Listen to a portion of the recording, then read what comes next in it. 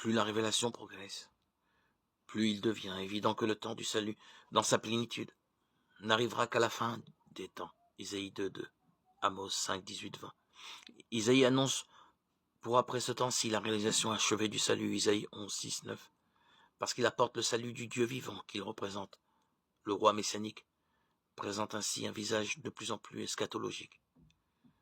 Cette image messianique est cependant de plus en plus profondément mise à l'épreuve. Voilà qu'au temps de l'exil, la décadence de la réalité terrestre qui a conduit Israël au péché et au désastre en altère si fortement la signification que la pensée du roi sauveur devient insoutenable, comme en témoigne le langage des prophètes.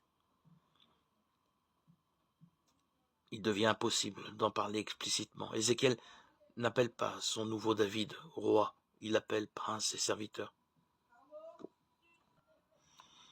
Le futur vainqueur du mal qui oppresse le monde, Genèse 3.15, ne se conçoit plus désormais que dans la lignée des prophètes, qui ont payé de leur vie leur témoignage pour Dieu, en même temps que leur amour pour Israël, leur courage indomptable pour proclamer la parole de Dieu, leur haine du péché, leur souci de l'alliance, leur destin tragique, servent à pressentir les traits du sauveur eschatologique, l'image du serviteur véritable prophète idéalisé, pénètre et transforme peu à peu de l'intérieur l'image du roi messianique.